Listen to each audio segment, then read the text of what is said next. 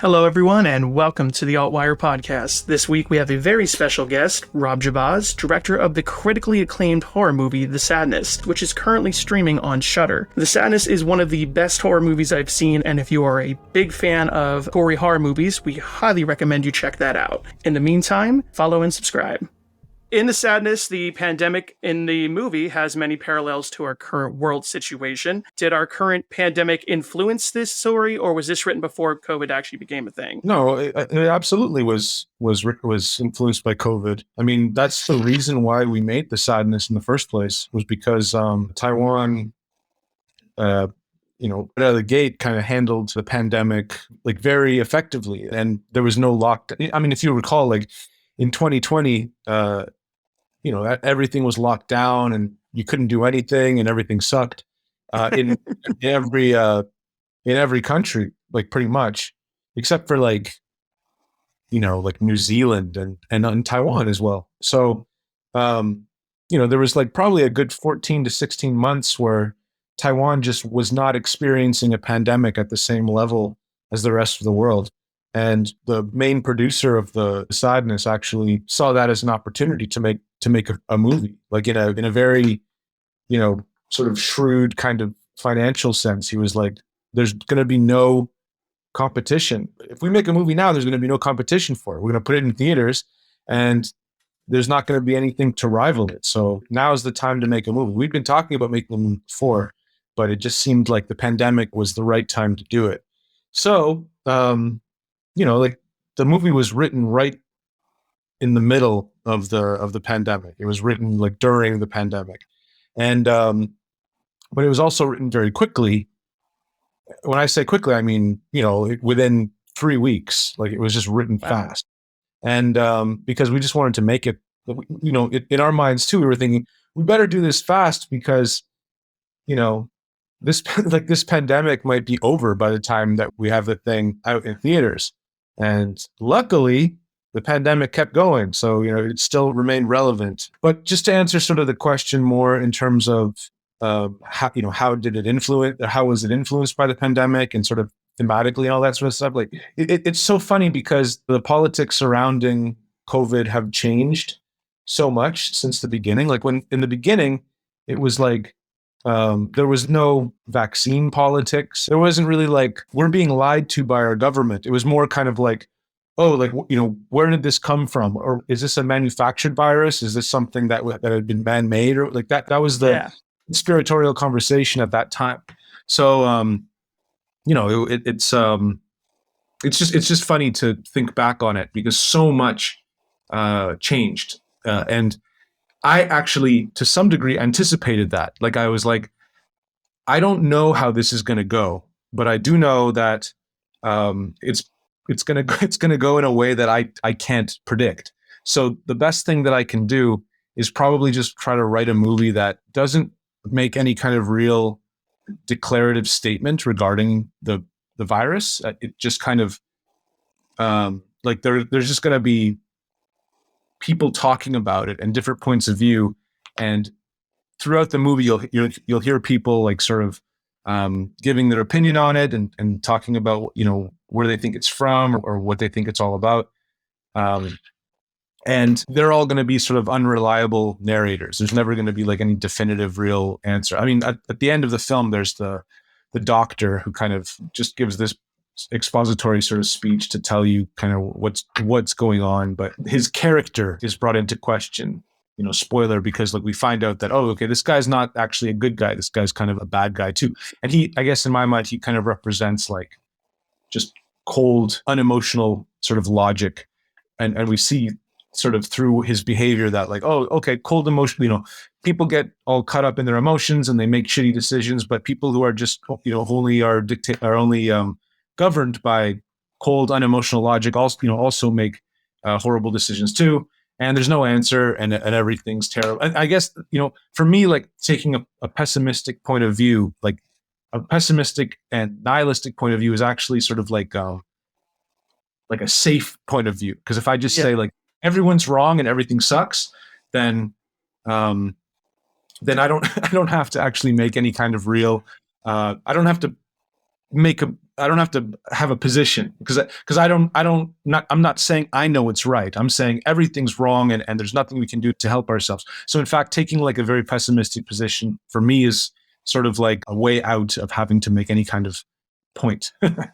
uh, Luckily, I actually agree with that. I do think that, I am fairly nihilistic in terms of, whatever, all that shit, society, all that stuff, and the human race and Western civilization. Like it does seem fairly doomed. So, it seems also not only does it seem an easy position to take, but also it seems like a fairly accurate one.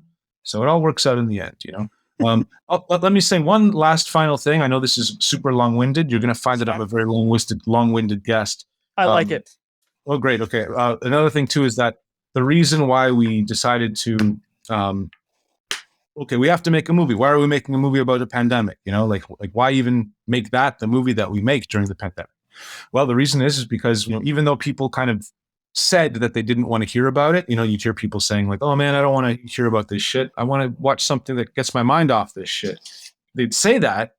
That's what they'd say. But if you look at the metrics of like the movies that were most popular on the Netflix and shit at that time, it was all like Contagion with Gwyneth Paltrow and fucking and zombie movies, Black Summer, that Dustin Hoffman movie from the 90s, Outbreak. Like it was all, like all those movies were just like, it was, if you looked at the graph, it was just like a crazy increase in popularity. So it was just like, okay, well, we got to make a pandemic movie. And it wasn't even my idea too. It was that same producer. It was like, I don't know, zombies, I guess, ?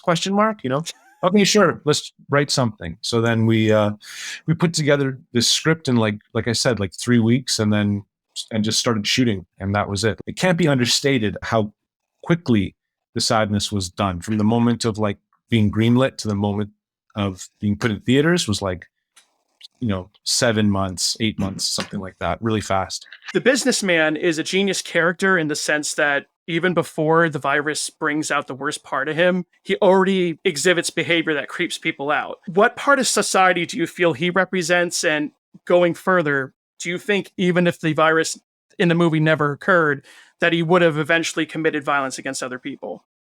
No, I don't think so. I think that he probably would have just, he would have just allowed his own conscience, his sort of personal restraint, maybe even, to be blunt, like his own cowardice.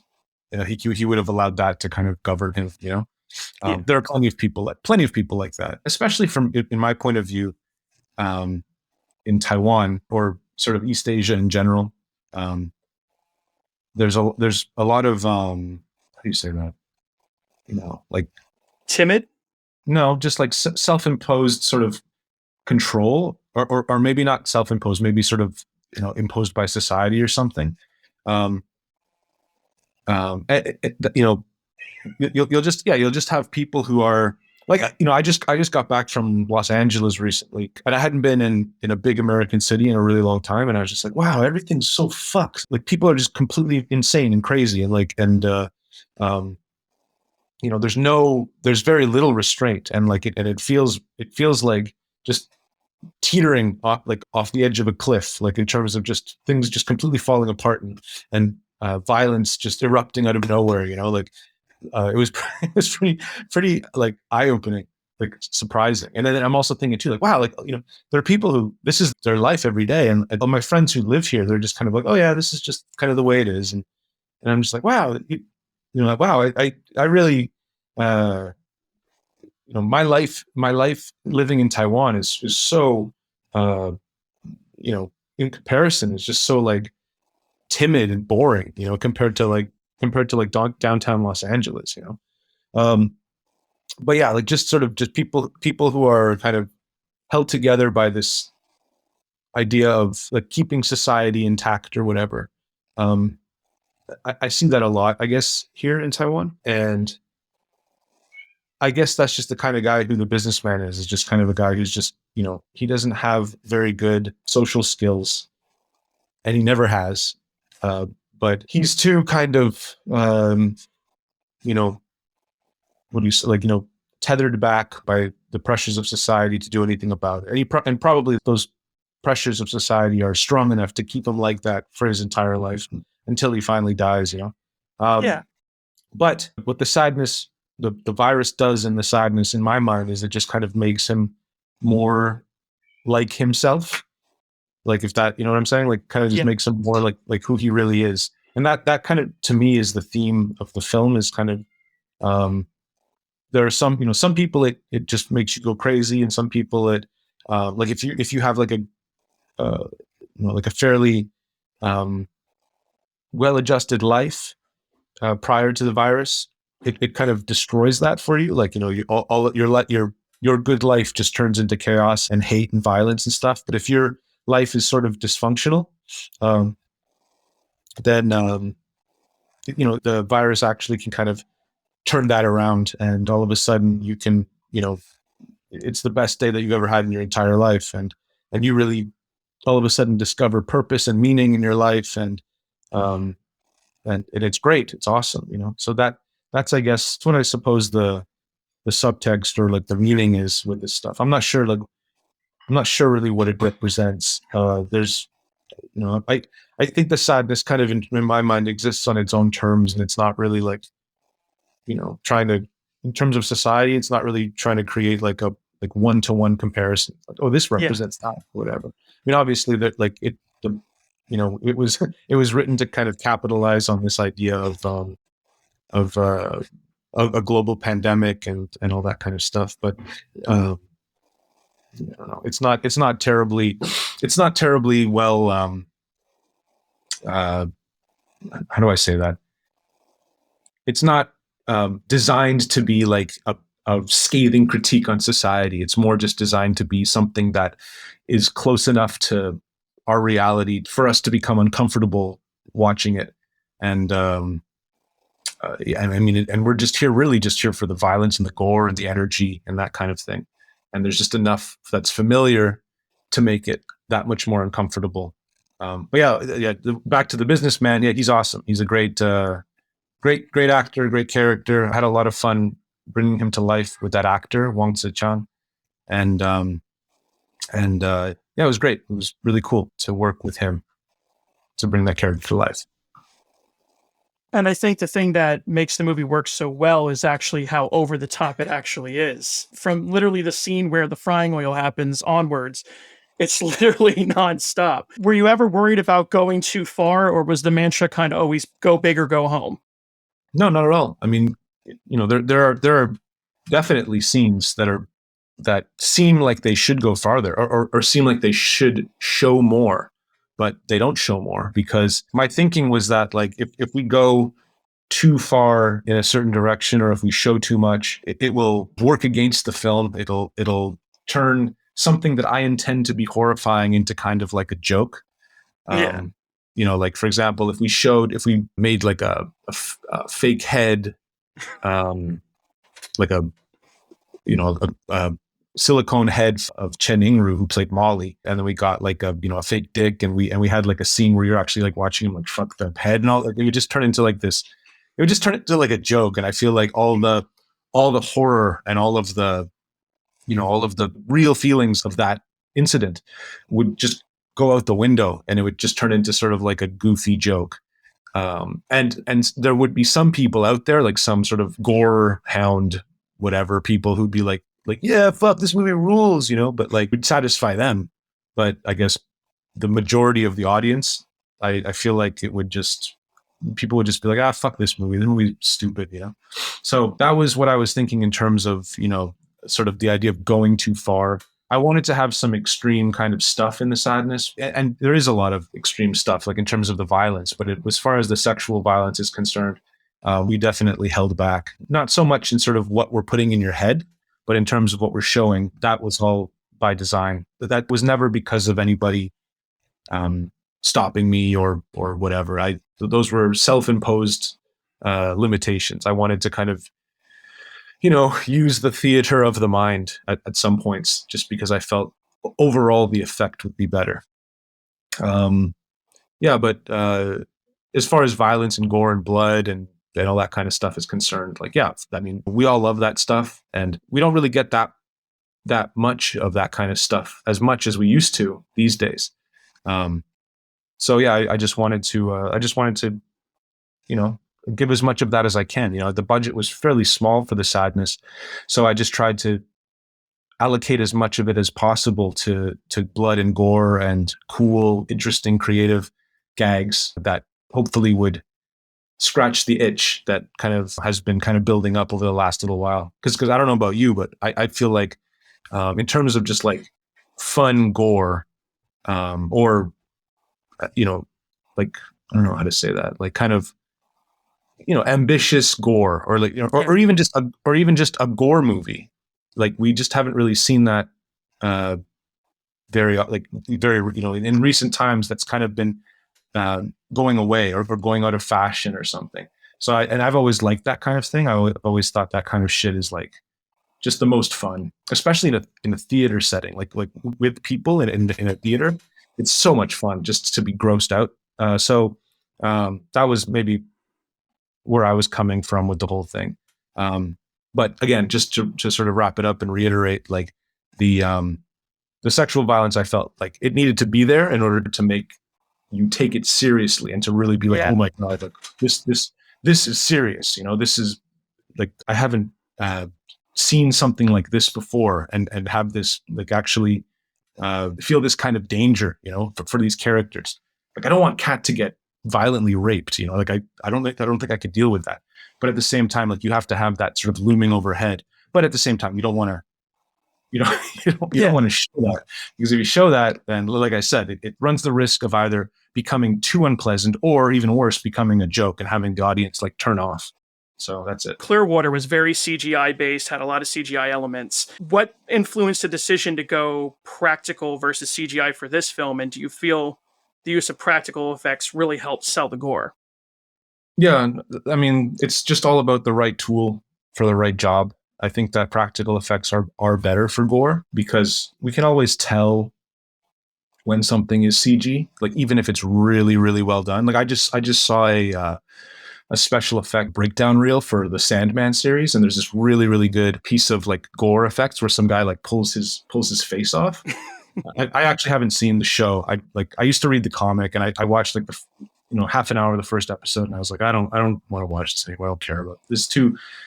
It's too much. The comics are fine. I don't need to see this. But I saw that special effects reel, and I saw the face get ripped off, and I was like, that's great. That's such a great piece of like CG gore. And there's lots of really great CG gore in things like The Boys, and you'll even see stuff in like Boardwalk Empire and like American Horror Story, like just really, really, really great moments of CG gore. They look great, and they really do, like, they're really impressive to look at, but they don't, you can always tell that they're CG, number one. Yeah. And number two, for some reason, just that knowledge that it's CG, it makes it just not feel painful. The pain for me, like maybe other people, it doesn't work. Maybe it doesn't work the same way. I remember when I was like, you know, my sister is like 10 years younger than me, right? So like when she was like watching like Toy Story or whatever, and I was like 12, you know, she didn't understand that she visually, like as a little kid, she didn't understand the difference between like 2D animation and 3D animation. Like we'd watch like, I don't know, Pinocchio or some shit, and then also like Toy Story, and she didn't understand the difference, right? Like visually, it looked the same to her. It was just things moving around. So like the point I'm making with this analogy is just that like maybe the younger generation, or like a generation that grows up with CG, or that grows up playing games or something, that they can still look at CG gore and violence and be disgusted by it or something. I'm not really sure. I'm not sure. I don't know how other people perceive stuff, but all you can really do is just go by how you perceive stuff. And the way that I perceive stuff is that like, it needs to be practical. There needs to be a real mess being made on the set, and there needs to be stuff splashing around, and there needs to be little bits of, you know, brain and particulate and viscous fluid stuck in people's hair and stuff. And, that all needs to be there in order for the audience to actually take it seriously, or in other words, like to take it to be like moved by it in that kind of way. So yeah, like again, it's just the right tool for the right job. The birth scene in Clearwater, the gestation scene, is actually designed to be sort of beautiful and sort of like this sort of weird thing, this weird alien sort of occurrence that you don't normally get to see. Like you just sort of get to watch this sort of thing happen before your eyes, and it's supposed to be kind of like a beautiful thing. Whereas the sadness, the gore effects and the sadness really are designed to be like revolting, and so I wanted to do them in that way. Like I wanted it just to feel like as gross as possible, and you can't really get that with CG, or I haven't seen it done properly yet. Every instance of violence in the sadness absolutely could have been done with CG. It actually, like, I was sort of pressured by my first assistant director to consider doing it in CG, because of how much time we would save in terms of doing like resets and stuff, like not having to clean up all this mess and everything every time we wanted to do another take. But, I stuck to my guns because like I knew that it had to happen. It had to happen on camera because of all the reasons I outlined previously. Like it has to, the audience has to kind of know that it happened on set. I always go back to like something like Gone Girl, like when Doogie Howser gets killed. What's the guy's name again? The guy who in Gone Girl. Who, you said Doogie Howser, right? Yeah. Neil Patrick Harris. Yeah. So Neil Patrick Harris gets killed in Gone Girl, and if I'm not mistaken, like that whole scene where he gets his throat cut is actually CG. I think I saw like a special effects breakdown in that. But I always regarded that as being like a really good instance of like CG gore, because it was so realistic and it felt painful and everything. Although, you know what, it might be practical. I don't know. But I feel like I saw it. I feel like I saw like a breakdown of it. But the point I'm trying to make is that that's like, what's his name? Fincher, David Fincher. Like David Fincher is like, especially at that time, is like the highest level, director. Like he's on the same level as like Quentin Tarantino, where he just gets these big budgets and can do whatever he wants. So it's like this highest level of like special effects can be used on his movie. So like the highest level of like gore effects is like, something like Gone Girl. And if you have that level of special effects, maybe you can approach something that isn't as impactful. But I mean, why not just get some fucking fake blood and splash it? Like, I mean, you know what I'm saying? Like it's, at that point it becomes, prohibitively expensive. Because like the only way that you're going to get it to be really impactful is to pay like the highest level, like, special effects team to do it. That's the only way to make it work properly. So you might as well just do it practically. It just depends on kind of what you're trying to do. And a lot of times too, people really have this idea that they can kind of fix it later. We'll just add it later. Whatever, fix it in post, all that shit. But I don't know. I think that it's a lot better if especially with gore, or maybe only with gore, that it has to be done practically. If there were creatures and monsters in the sadness, for example, there probably would be a lot more CG in it. I have nothing against CG. I'm a CG artist. I'm a VFX artist by trade, right? So yeah. Again, it's just for the third time, the right tool for the right job. And for the sadness, it was practical gore and silicone appliances that were the most appropriate for what we were trying to do with that. Now, you said that the movie came together pretty quickly, so I imagine there wasn't much of this, but mentioning resets, was there any particular scene that you felt was hard to get right, that, took quite a few tries to get the effects that you really wanted? I mean, I'm trying to think. To be honest, yeah, I guess, there are some effects where like I look at the film and I know kind of, what went down that day, and kind of, if I had been a hard ass and been like, oh, we're going to do that, we're going to try that again, everyone clean everything up, we're going to try that again. That might have affected the day after, like, or 5 days in, if I'm being like a hard ass and I'm demanding that we do it a really difficult or messy scene again, oh fuck, I have another 20 days to go on this shoot. Is it better that this is only maybe 85% or 80% what I want it to be? Should I just accept that just so that later on people will like me a little more, like on the days following? So basically what I'm just trying to tell you is that like there are some things in the film that like I'm not 100% happy with, and that I wish that we were able to do again or had time to do again. Or there even were some things where there was sort of like a miscommunication about kind of what had to be built. And and it was just like, fuck, I really, like, for example, I really wanted the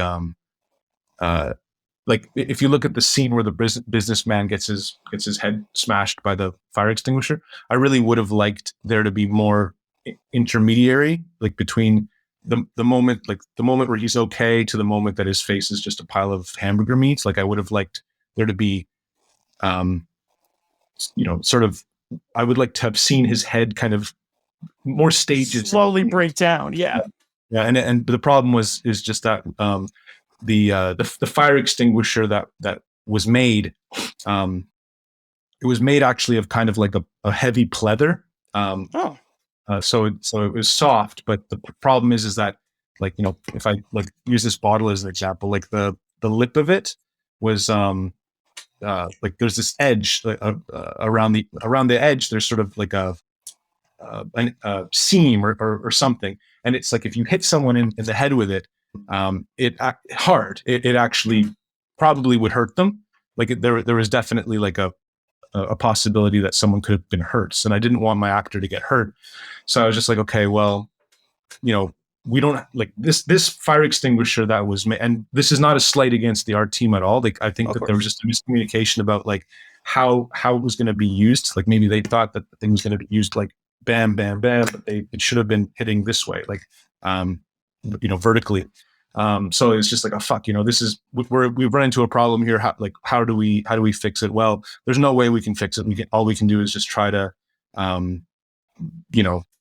just get as much coverage as possible and try to fix it when it's edited.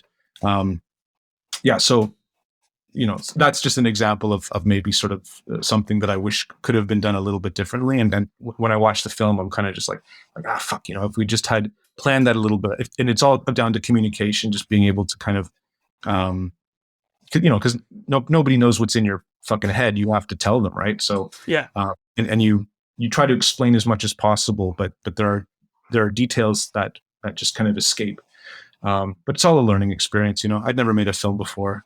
And I'd say that's really the only effect that just upsets me a little bit, because it's such a centerpiece like effect. It's such an important moment in the film that I really would have liked it to be just a lot more horrendous than it was. You and I are both in agreement with especially gory horror movies that there hasn't really been any movies like The Sadness for a long time. So what I wanted to ask is, what do you think defines a great horror film? What are some of the films that got you into horror? For me, it's just a matter of, like, I guess, creativity and maybe like passion. Like, I always can tell when someone cares about the film they're doing. I guess when you're making I just got back from the trip that I got back from the LA trip. Prior to that, I was visiting our company, or the company that I did the Sadness with is called Machi Excelsior. It's a Taiwanese company. And they're actually shooting a film in Chicago right now. I'm not going to tell you which one it is, but like, when I got back to the, when I got to the set of that film, like I'd read the script and I, whatever. I thought it was cool for what it was, but it didn't seem to me like a very groundbreaking script. It seemed just kind of like, okay, another thing to kind of put on Amazon Prime or whatever. Just another thing to fill the shelf. Another horror movie to come out like this month. That people can watch, and it's probably be forgotten after a couple of weeks. But in any case, when you go to the you go to the set and you talk to the people making it and you talk to the director and you see them working and stuff, like, I mean, they're passionate and excited about, like, especially like a guy who's, you know, first time directing a feature film, you know, he's putting every ounce of his energy into the film, and he really is trying his best to make it as good as possible. And this usually is the case, especially for like these sort of lower budget films where you get like, you know, people, you know, finally kind of getting their break and being able to do like their first feature. Usually they're kind of fucking around doing shorts or working on someone else's project.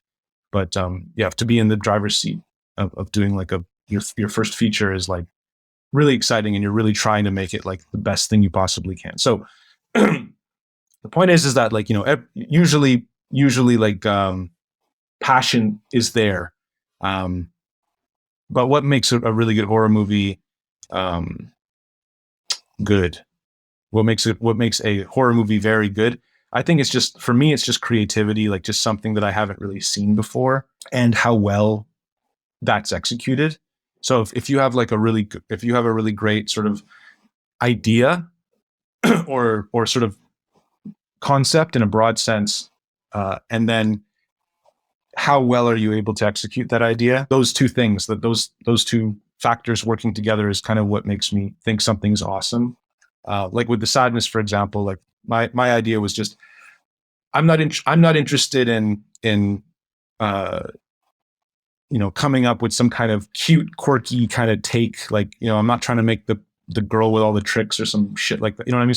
Some kind of movie where it's like, I'm trying to come up with some kind of new thing to say with the zombie genre. Like I just wanted to make it all about just like complete you know, pandemonium, chaos, and really confronting the viewer with kind of like, what do you do when the world just completely falls apart, and it's people out there who, you know, not only do they want to kill you, but they want to you know, torture and humiliate you and kill and torture your loved ones in front of you and make you watch, and, like, you know what I mean, like just the most horrible stuff you can possibly think of, and just confront the viewer with that.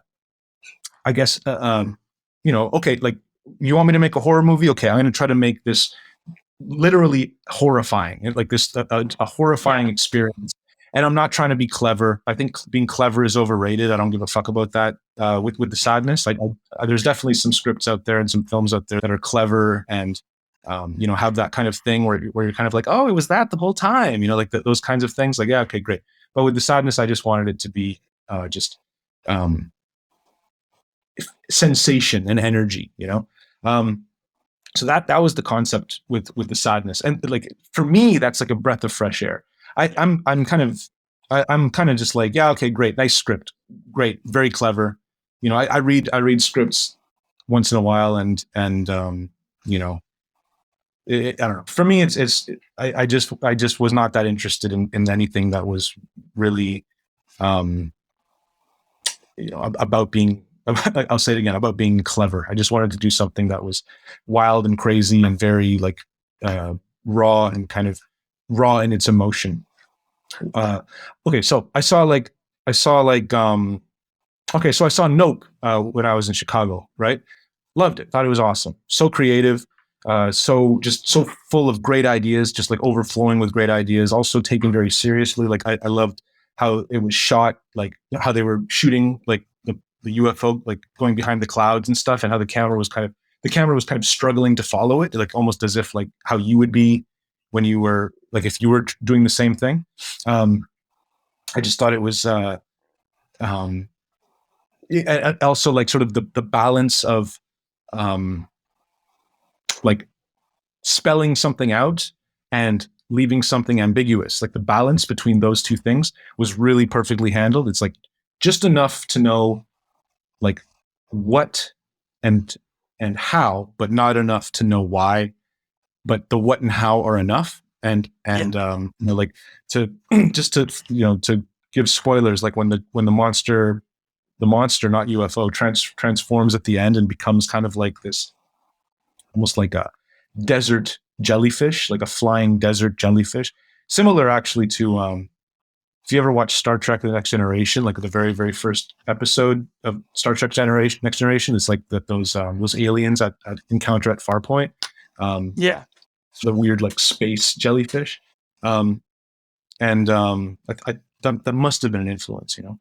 And then also too, like there's also elements too of like kind of tremors in Nope. Like sort of it's like a very, very, very, very similar kind of setup where it's like, oh, you know, these things they can only, like in Tremors, it's like they can only get you if you make sounds, if there's a vibration, and they set up the rule and kind of the structure of how the whole movie's going to work. And in Nope, it's like, oh, it's if you look at the thing and whatever. Like it's a lot of parallels between Nope and Tremors in my opinion. But I just thought like it was the perfect time for it was the perfect time for another Tremors, you know, and I just thought that the way that was handled, because you know, to do another, if someone came up to you and said, okay, let's do another Tremors, and to a lesser director and to a less kind of like passionate director, you can see someone taking kind of a lazy approach to that, you know, or how do we make, you know, how do we update Tremors for 2022? But the way that he did it was just awesome. Like I came out of that movie just being like, I'm so happy that there are some people out there who still care and who are still trying to make like interesting monster movies like that. I very much did not like Us. Like I thought Us was kind of an indication that like, okay, this guy made Get Out and he did a good job with that. A lot of it having to do with the way that he's using the audience's own very real discomfort, having to do with like, you know, how they perceive themselves and how racist they perceive themselves.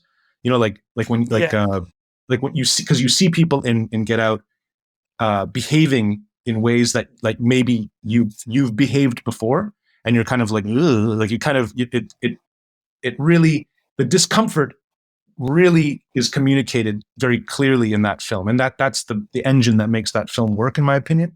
And then Us is just like, I don't know what the fuck's going on here. I love the first 40 minutes of it. I'm totally just here, completely committed to the film. Like I said, I love the first 40 minutes. And then right when what's her face starts talking, I forget her name, the main character, the lady in Us. And when she starts talking in that voice and she starts explaining, I'm just like, this sucks. I'm out of this movie. This stinks. This doesn't make any sense. Okay. Okay. They're explaining something to me. Okay, this sucks even more. Like, I mean, the typical complaint that most people who didn't like Us have with Us, and for me, it was kind of like, oh, you know what? This guy had a good movie come out, and now he doesn't know what he's doing, and people are just saying they like this because they want to be cool or some shit. But this obviously sucks. This isn't a good movie. I don't know how you feel about that, but in any case, I'm the same way. I thought Get Out was genius, but Us, I was kind of like, you know. Yeah, I mean, I wasn't. I hated it, and I found it to be like almost like just offensive in how in just how crappy and kind of you know, how mishandled the whole concept was, because of how much I liked the first 40 minutes too. Like that whole thing with the funhouse thing in the woods, and how it's themed like L'Oreal Forest, and she goes in the mirrors and stuff, and then the family coming to the thing, and how Tim Heidecker's got all these like fake tattoos and shit. Like it's like the character is very, very like, oh, I got, you know, Jordan Peele really knows who this guy is, like the Tim Heidecker character, and his alcoholic wife, et cetera, et cetera. And then it just all completely falls apart and it sucks. And all the tension's gone, and it's not scary, and you're just sitting there just feeling, can this just be over, please? So yeah, like I lost a lot of faith in sort of his ability as like a horror director. But then Nope comes out, and I went in like thinking it was going to stink too, right? Oh, great. Look, it's Mr. fucking Us coming to be, you know, to come with a fucking kind of new, you know, pretentious bullshit horror thing that's going to suck. And then he's going to go on interviews and try to explain to us why it's actually really good. And then I watched the movie, and it's like, I love this. Everything about this I love. So yeah, I really think that Nope was a great movie because it had a lot of creativity in it. Another movie I saw recently that I thought was pretty good was Resurrection with Rebecca Hall. If you saw that, I have not yet. Okay. It's a lot like that film, Killing of a Sacred Deer. Yes. With what's his face? That guy with the weird face. That kid. He's like Irish or something. Weird Irish weird face. So Irish weird face. We'll call him that. Right. So Irish weird face is in The Killing of a Sacred Deer, and I love that movie. Colin Farrell's in it too. Another Irish guy, but his face isn't that weird. It's just sort of a normal Colin Farrell looking face. But anyways, yeah, that movie I love. It's an excellent movie, like so tense, so much creativity in that one as well. This new one, Resurrection, is not as good. It's like probably like, you know, only maybe 2/3 as good, but still absolutely worth seeing. Rebecca Hall carries the whole movie on her performance the same way that she did with The Night House, which I don't think is a very, very good script or story, but just her performance in that movie is just like, this is awesome. Like, she does such a good job in that movie that you forget, like, well, when the movie concludes and it wraps up at the end. I'm talking about The Night House right now. Like, yeah, just how lazy and how sort of stupid the conclusion of that movie is. And also how they just kind of don't wrap up a bunch of stuff that they've already, you know, they've spent a lot of time establishing a bunch of stuff, and then they just don't even address it anymore, you know, and you just forget about it. Well, or they hope that you forget about it because the concerns of the movie change at that point. But yeah, fuck, The Night House was it's sort of stinks because the movie is not very well written and not very, you know, just well kind of conceived. But Rebecca Hall's performance is just so good in it, and there's a couple scenes with her in it that are just so good that you can't help but just say, yeah, I liked that movie, and you walk out of the theater being like, that was good. And the same thing is so for Resurrection. I think it's better than. It's so funny too because they're actually like Rebecca Hall is kind of being typecast now as sort of like, you know, she has the scene in the movie where she kind of like, it's just like one unbroken shot where she just kind of delivers like a speech, like a long expository speech about kind of like what happened to her, you know, like in The Night House, she's talking about how she found her husband in the boat, who he'd blown a hole through his head with a fucking gun. And she tells that story to like a parent, a concerned parent, because she's a teacher. Why did my son get a C or whatever, you know? And then she tells the story, and it's that long speech that's very enticing. The same thing happens in Resurrection, where she does the same thing to a coworker. And I'm just like, okay, so every movie that Rebecca Hall's gonna be in from now on is gonna have that scene in it. And it's almost becoming like a trope. It's like the same thing happens too with Toni Collette in Hereditary, where she's at that like support group, and it's just a long unbroken shot where the camera pushes in slowly, and she's just explaining about her brother going insane or something. It's just like, okay, like the scene in the movie where the woman, you know, like where the good actress woman tells the story about like why the thing happened, and it's like a pivotal centerpiece scene of the film, you know. Anyways, it's funny how sort of, because, you know, eventually someone's going to make a movie where like they try to do that thing and it just fails. Like, it's just such a horrible failure. I can't wait for that. That'll be really fun. Like the next Rebecca Hall movie where they try, like, you know, somebody just thinks that they can get one of those too, but got a way of doing it again. But they just suck. Like, it's just a terribly written thing, and Rebecca Hall's over it, you know, and she doesn't nail it like she usually does or something. I don't know. It'll be pretty funny, I think, when that eventually happens. But anyways, the point that I'm trying to make is that Resurrection was cool. Nope was the big one of this year for me. The one that really made me go like, damn, this, like, I'm happy that there are still cool original movies being made. I saw Bodies the other day. I thought it was like better than I thought it was going to be. I thought it was going to be cringe as fuck, but it actually turned out to be something that kind of I didn't turn off. I stayed fairly engaged throughout the whole thing. And then when I walked to the theater, I was kind of like, that wasn't so bad. But then when I thought about it later, and I was like, I mean, it's not very memorable, but it's definitely a good movie to go on if you're like if you're going on a first date or something, like take a girl to or something. And then what was the other thing about bodies? It was like there was something I wanted to say about that movie. I can't remember. I think there should have been more like nudity in it. I wish that more of those girls took their tops off. But that's about it. I guess that's all I got to say about bodies. So yeah, those are the last things that I saw kind of recently.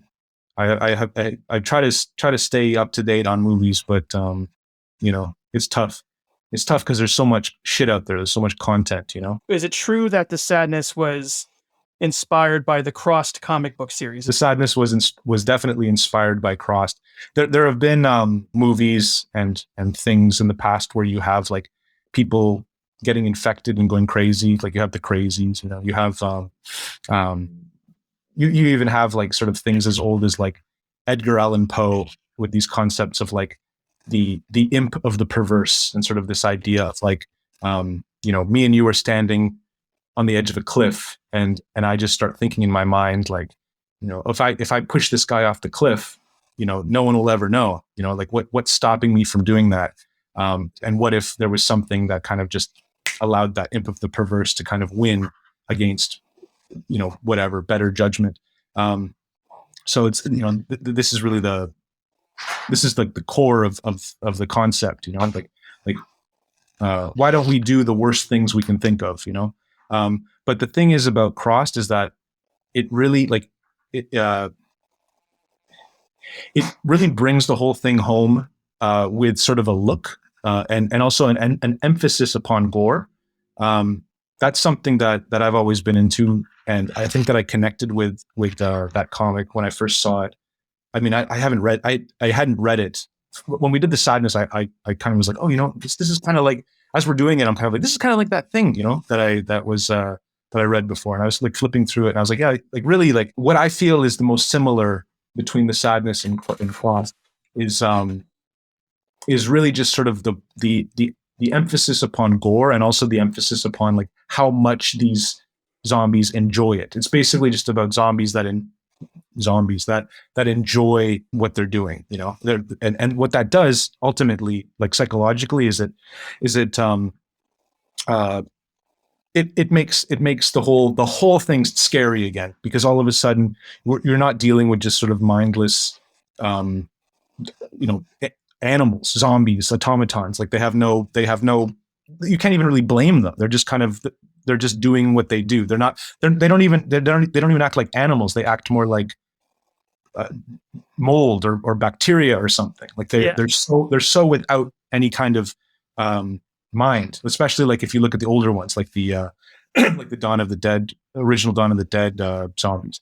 But if you have them actually getting pleasure, and moreover, if you have them getting sexual pleasure from what they're doing, then all of a sudden it just turns it into this really scary concept again, and that's when you're looking at it from my perspective as a guy who's got to make a movie on a low budget, and I have to do a zombie movie. That's what my boss asks for, and I have to stand head and shoulders above the competition, having this kind of like really intense horror element to it is it was just a no-brainer. It's like we have to go this way. So then to branch off of that, is there any comics, anime, manga, or even video games that you're inspired by that you would love to one day write a screenplay about?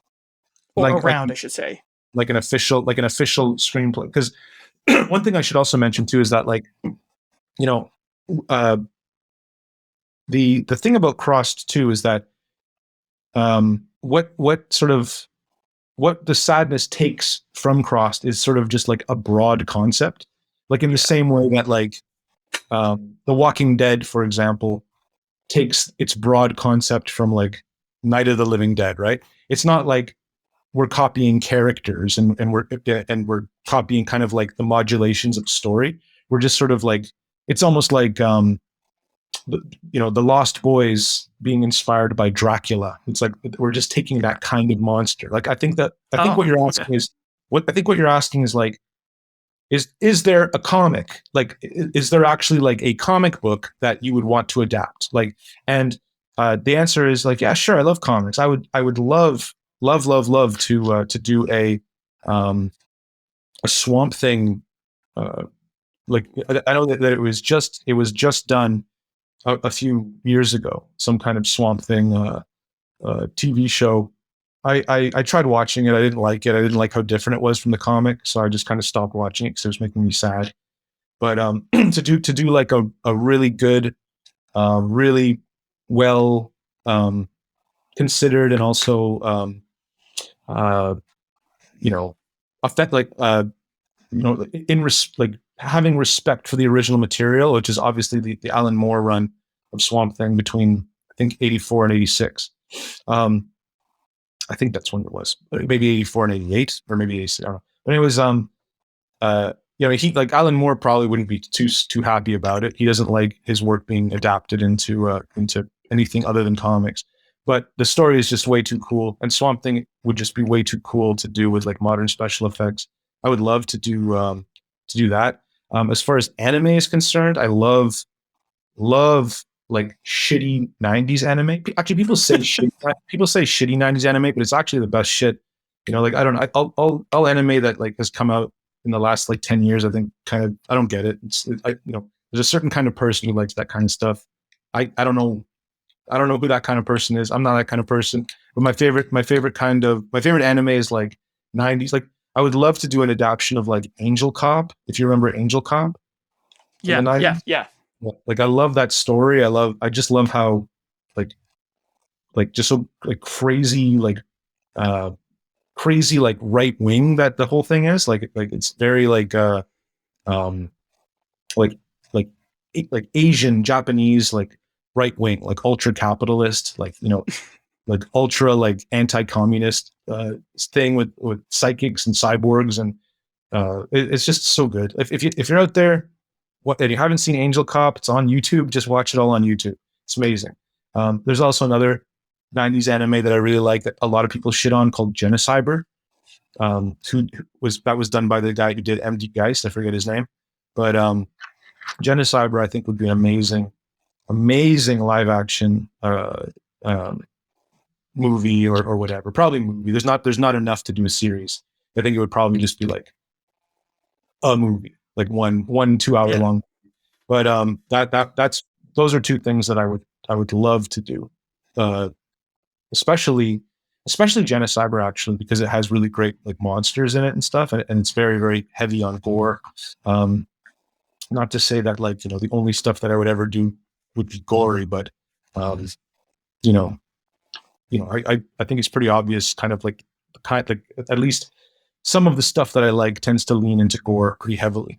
So yeah, Genocyber is one. Let me think. Is there anything else? Comics? I don't know. I really would have loved to do a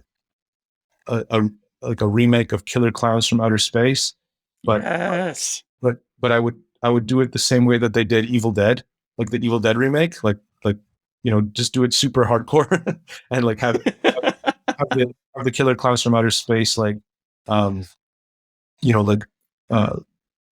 siege a high school or something, like make it almost like a school shooting kind of movie, like if it's the Killer Clowns that are doing the school shooting, and just trashy as fuck, like just people like I'd want to see like the Killer Clowns doing like way more crazy shit, like busting open like the back of someone's head and eating their brain out of their head. Like I want to take the Killer Clowns and have them do make them scary, make them really, really just super vicious, maybe that's the wrong way to do it, but I had a dream one time that was like that, and I was like, I woke up and I was like, oh my God, that was amazing, but maybe I would be the only one who'd like it. Well, I'm kind of rooting for you to do that, so hopefully you get the rights. You saw the news this, like, I think it was this morning or yesterday morning. They're doing a Killer Clowns like a PS5 game now. Did you see that? Oh, it looks amazing. It's just like how when they did like the Jason game, it's like okay, the people who made this really understand the game. Sorry, really understand Jason. They really understand the whole series. they care about it. They've gotten it all the way down to the detail. The music's all the same. The sound effects are all the same. Like it's just like playing the movies. That's exactly what they're doing with the Killer Clowns game. So that kind of makes me go. That kind of just makes me go like, okay, fuck my stupid movie idea. This is actually what we want. We want like a really, really well crafted, carefully considered Killer Clowns from Outer Space game that's on like a current like system. Like no bullshit, faux 16-bit nonsense. Just like a real modern game. That's based on Killer Clowns from Outer Space. Where it's like you get to be the clowns. You get to go around and kill motherfuckers, and it's like multiplayer, so you can have like clown squads versus like human squads and shit, and then people are trying to shoot me on my nose. It's going to be amazing. I can't wait to play it. I don't even have a PS5 right now. I got to get one just for that game. Final question: do you have any projects in the works? When can we expect to see another great film from you? Oh yeah. Well, yeah. I mean, I do have some stuff going on. It's really difficult to talk about it, not because like I don't want to give it away, but because like, or because I'm under any kind of like NDA or anything. It's nothing like that. It's just more like, I don't want to say something and then, and then find out that like I'm not doing it anymore, because it's at the early stage right now where it's like, it all could just fall apart. And what I'm finding out a lot is that like this kind of movie business is so, there's no guarantees, and like you can work on something, on developing something, and then all of a sudden like, and you can be working on it for fucking years, and then all of a sudden it just doesn't happen. Like, and this happens all the time. And so yeah, I don't really have anything to like, I don't have anything to like confirm and tell you right now, but rest assured, I am definitely doing some stuff, and I'm working really hard to get that next thing happening. And I will say that I really would love my next film to be more of a monster film, like a creature film. And whether that's, there's a couple options. I've written a lot of stuff in the meantime, in the time since the sadness. I've been busy writing a lot, and with the hopes of taking like a shotgun approach, just having a lot of stuff kind of out there and seeing if it generates any interest, and whichever one gets the most traction, that's the path I go on. Right. So far, there's one that seems to be getting good traction, and I've been kind of putting all my eggs in that basket right now. So yeah, we'll see. I'll follow me on Instagram. My name's Rob Jabbaz. I'm the only one in the world that has that name. So just like follow me on like Twitter or on Instagram. I'm probably more active on Instagram. Like I kind of try to just avoid Twitter as much as possible, because it's just insane what's going on over there. Twitter's just wild. It's too much for me. But Instagram seems a lot more like my speed, because I can just like post pictures and stuff, and they disappear after a little while, like on stories, And then what else?